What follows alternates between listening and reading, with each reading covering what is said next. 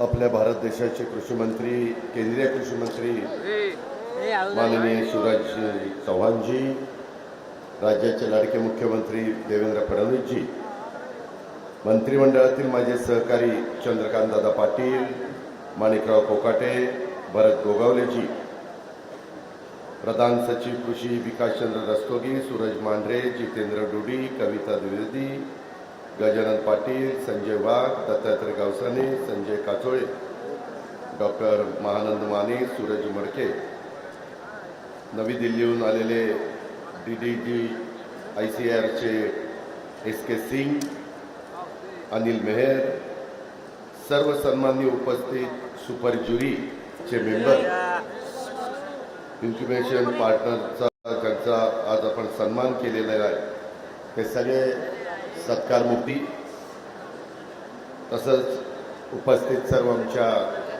भगिनी लाडक्या, तसंच शेतकरी बांधव, युवा संशोधक, पत्रकार मित्र, कृषी विभागाच्या आणि राज्य सरकारच्या विविध विभागाचे उपस्थित असणारे सर्व अधिकारी, कर्मचारी आणि बंधू भगिनींनो, आज खरं तर तिसरा दिवस, आज राज्य शासनाच्या कृषी आणि देशातल्या पहिल्या आंतरराष्ट्रीय ॲग्री हॅकेथॉन पुणे या कार्यक्रमाच्या निमित्तानं आज खरं आपण तुमचं सर्वांचं केंद्रीय कृषी मंत्री शिवराज चौहान साहेबांच्या सहित आपल्या सर्वांचं मनापासून स्वागत करतो. पुणे तसं बघितलं तर महाराष्ट्राची शैक्षणिक, सांस्कृतिक आणि राजधानी आहे. शेतीच्या क्षेत्रात पण पुण्याने नेहमीच नवनवीन प्रयोग करून राज्याला, देशाला, कृषी क्षेत्राला पुढे नेण्याचं काम केलं आहे आणि आपल्या देशाच्या शेती प्रगतीला दिशा आणि गती देण्याचे अनेक प्रयोगशील शेतकरी, हे संशोधक, तंत्रज्ञ, कृषी संस्था, कंपन्या आज पुणे आणि महाराष्ट्राच्या वेगवेगळ्या भागामध्ये आपल्याला पाहायला मिळतात आणि याचं त्यांचंही या राज्याच्या कृषी प्रगतीमध्ये खूप मोठं योगदान आहे. मी थोडंसं पाठीमागची पार्श्वभूमी तुम्हाला सगळ्यांना सांगतो, बहुतेकांना माहिती आहे, पण पुण्याच्या शेती प्रगतीचा पाया 400 वर्षापूर्वी म्हणजेच 1936 राजमाता जिजाऊ माँसाहेबांनी स्वतः घातला. त्यावेळेस दुष्काळी, ओसाड आणि उद्ध्वस्त पुण्याच्या भूमीमध्ये बाल शिवाजी महाराजांच्या हातानं सोन्याचा नांगर चालून इथं कृषी क्रांतीला सुरुवात झाली. ती 400 वर्षापूर्वी. त्याच्यामध्ये भीमा निरेचं परिसर असेल, पुणे, सुपे, वाई, इंदापूर परगण्याची जहागिरी असेल, त्याच्यामध्ये दुष्काळी, ओसाड, उद्ध्वस्त पुण्यात शेती फुलवण्याच्यासाठी, त्याच्यामध्ये समृद्धी आणण्यासाठी हा निर्धार त्यावेळेस राजमाता जिजाऊ माँसाहेबांनी केला आणि तो त्यांनी यशस्वी करून दाखवला. राजमाता जिजाऊ माँसाहेबांनी बाल शिवबाच्या हाताने पुण्याच्या शेती प्रगतीच्यासाठी सोन्याचा नांगर चालवण्याची घटना प्रतिकात्मक असली. घटनेनं पुण्याच्या देशाच्या शेती प्रगतीचा पाया घातला आणि तिथून खरी सुरुवात कृषी प्रगतीला घोडदौड, कृत्रिम बुद्धिमत्ता आणि आर्टिफिशियल इंटेलिजन्स, ज्याला आपण AI म्हणतो, त्याच्या माध्यमातून प्रगत, शास्त्रशुद्ध, तंत्रशुद्ध, किफायतशीर शेती करण्यापर्यंत येऊन पोचली. आणि या वाटचालीमध्ये आपण जर बघितलं तर अनेकांचं योगदान आहे. त्या सगळ्यांचं मी कौतुक करतो, अभिनंदन करतो. आज हा समारोप होत असलेल्या पुणे ॲग्री हॅकेथॉनचं यशस्वी आयोजनसुद्धा या वाटचालीतला तसं बघितलं तर एक महत्त्वाचा आणि क्रांतिकारक टप्पा हा आमच्या कृषी विभागाने, त्याच्यामध्ये जिल्हाधिकारी, बाकीच्या सगळ्या आमच्या टीमनी केलेला आहे. देशातील ही पहिली आंतरराष्ट्रीय दर्जाची कृषी हॅकेथॉन आहे. तिचं आयोजन करण्याची संधी आणि सहकार्य हे केंद्र सरकारने, केंद्रीय कृषी मंत्री शिवराज चौहान साहेबांनी आणि त्यांच्या डिपार्टमेंटनी केलं. त्याबद्दल मी त्यांचा मनापासून आभार मानतो, त्यांना धन्यवाद देखील देतो. या हॅकेथॉनमध्ये सहभागी होण्यासाठी नुसते आपल्या महाराष्ट्र राज्यातल्या नाही, देशातल्या वेगवेगळ्या राज्यातून, मी मागे उद्घाटनालाही सांगितलं, फार जम्मू काश्मीर याच्यात तिथं आहे प्रतिनिधी, माझे तामिळनाडूचे प्रतिनिधी, वेगवेगळ्या राज्यातले प्रतिनिधी इथं आलेले आहेत आणि या सर्वांनी मिळून 550 स्पर्धकांनी अर्ज इथं केलेले होते. काही देशाबाहेरचे पण होते आणि त्यापैकी 125 स्पर्धकांनाच आपण यावेळी संधी देऊ शकलो. मला सांगण्यात आलं की अपवाद वगळता सर्व स्पर्धकांच्या संकल्पना ह्या अतिशय चांगल्या होत्या. त्यांनाही येणाऱ्या काळात वेगळ्या मंचावर संधी देण्याचा आमचा सगळ्यांचा प्रयत्न राहील, राज्य सरकारचा राहील, कृषी विभागाचा राहील. आपला देश हा कृषीप्रधान देश आहे. देशाची अर्थव्यवस्था ही कृषीवर अवलंबून आहे आणि कोविडसारख्या संकट काळात जेव्हा इतर क्षेत्र ठप्प झालेली होती तेव्हाही राज्यानं कृषी क्षेत्र प्रगती करत होतं. देशामध्ये देखील अर्थव्यवस्थेला बळ देण्याचं काम देखील त्याच काळात या कृषी क्षेत्राने केलं. त्यामुळे राज्यातल्या शेतकऱ्याला, शेती क्षेत्राला, शेतीपूरक उद्योगाला बळ देण्याचं आपलं सगळ्यांचं धोरण आहे. राज्याचे मुख्यमंत्री, राज्याचे उपमुख्यमंत्री, आम्ही सगळेच मंत्रिमंडळातले सहकारी, आमचा सगळ्यांचा सातत्याने तोच प्रयत्न असतो. तर एकंदरीतच अलीकडं निसर्गाचा असमतोल आहे.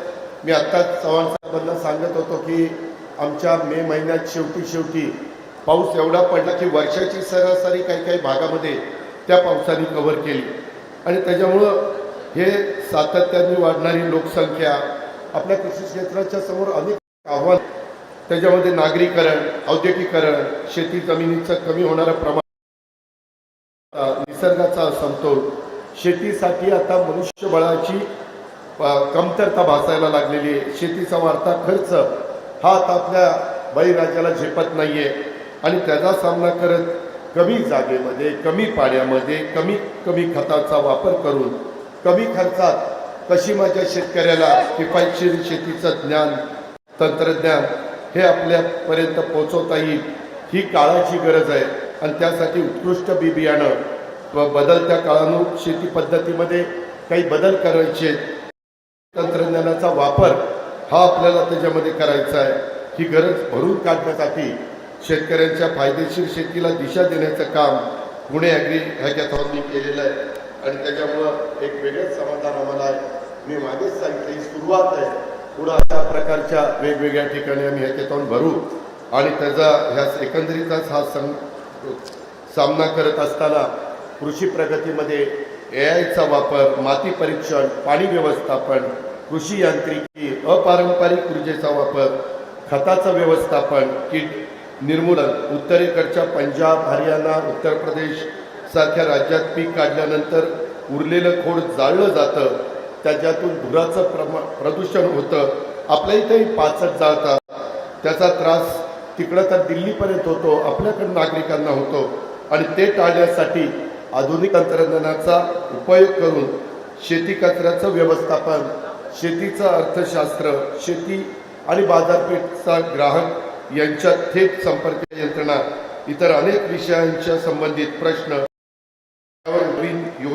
प्रयोग, आगळ्या वेगळ्या संकल्पना ह्या खरं तर या मध्ये मांडण्यात आलेल्या आहेत. आपण सर्वांनी त्या गेले 3 दिवस पाहिल्या, अनुभवल्या.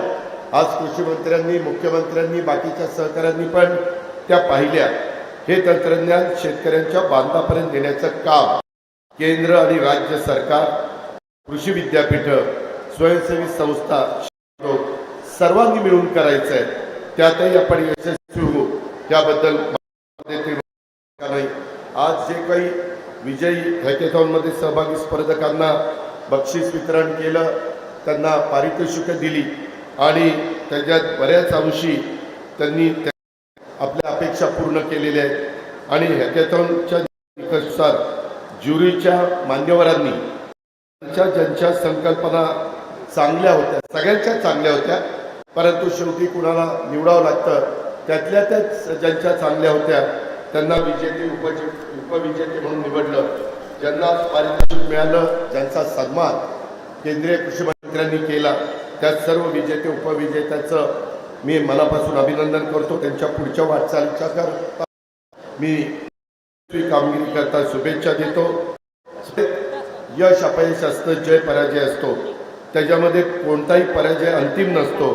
स्पर्धेत जिंकण्या इतकं लढणं सहभागी असतं आणि ह्या हॅकेथॉनच्यासाठी अर्ज केलेल्या 550 मध्ये निवड झालेल्या 125 स्पर्धकांचं पण मी अभिनंदन करतो. तुम्हा सर्वांच्या सहभाग हे पुण्याचं हॅकेथॉन यशस्वी होऊ शकलं नसतं. तुमच्या संकल्पनांवर आणखीन काम करण्याची गरज आहे. ते काम यापुढे देखील तुम्ही करत राहा. नवनवीन प्रयोग करा. शेतकऱ्यांशी नातं ठेवा. स्पर्धेतल्या यशाबद्दल कामातलं सातत्य हे खूप महत्त्वाचं असतं. ते सातत्य तुम्ही सर्वांनी राखावं अशी केंद्रीय कृषी मंत्री चव्हाण साहेब आणि आपल्या सर्वांचीच इच्छा आहे. आपल्या मुख्यमंत्र्यांची इच्छा आहे. आमची सर्वांची इच्छा आहे. हे आपण सगळ्यांनी लक्षामध्ये ठेवावं. मला माहिती आहे माझ्यानंतर मुख्यमंत्री आणि कृषी मंत्र्यांचं भाषण ऐकायला सगळे आपण आतुर, परंतु मी चव्हाण साहेबांना सांगू इच्छितो, सम्माननीय शिवराज सिंह चौहान साहब, आप आज इस समारोह के लिए देश के कृषि मंत्री के नाते विशेष रूप से उपस्थित हो। उसी के साथ साथ आप लंबे समय तक मध्य प्रदेश के मुख्यमंत्री भी रह चुके हैं। महाराष्ट्र और मध्य प्रदेश का नाता रिश्ता बहुत पुराना रहा है। ग्वालियर के शिंदे, इंदौर के होलकर, देवास के पवार जैसे कई वीरों ने मध्य प्रदेश की धरती पर अपने धैर्य, शौर्य, पराक्रम के परचम लहराए। वहाँ के मिट्टी की रक्षा और लोगों की सेवा की है। पुण्यश्लोक अहिल्यादेवी होलकर जैसी विश्व की सर्वश्रेष्ठ शासक महाराष्ट्र में जन्मी और मध्य प्रदेश में अपने जनहितों को कार्य की बुलंदी स्थापित की। मध्य प्रदेश की धरती से पुण्यश्लोक अहिल्यादेवी ने पर विकास कार्य किया। इस साल हम उनकी त्रिशताब्दी जयंती रहे हैं। मैं पुण्यश्लोक अहिल्यादेवी के चरणों में अपने श्रद्धा सुमन अर्पित करता हूँ। आप सभी को उनके त्रिशताब्दी जयंती वर्ष की ढेर सारी शुभकामनाएं भी देता हूँ। शिवराज सिंह चौहान जी को आज मैं दो बातों के लिए आपको धन्यवाद देना चाहता हूँ। पहला धन्यवाद इस समारोह में उपस्थित रहे इसलिए, और दूसरा धन्यवाद अधिक महत्वपूर्ण है ऐसा मुझे लगा है। मध्य प्रदेश के मुख्यमंत्री रहते हुए आपने अपने मध्य प्रदेश में मुख्यमंत्री लाडली बहना योजना, आपने हमें लोगों का दिल जीतने की राह दिखाई। उस राह पर चलकर ही हमने महाराष्ट्र में मुख्यमंत्री लाडली बहन योजना लाई। उस योजना के बदौलत हमने राज्य के लोगों का विश्वास तो दिल जीता, और दिल ऐसा जीता कि हमारे बहनों ने दिल खोलकर महायुति को, सभी हमारे कैंडिडेट को वोट दिया। हमारे बैलेट बॉक्स बहनों के वोटों से महाराष्ट्र विधानसभा इलेक्शन में राज्य के तो 288 में 236 सीटें जीतकर हमने राज्य में आज तक की सबसे बड़ी जीत हासिल की।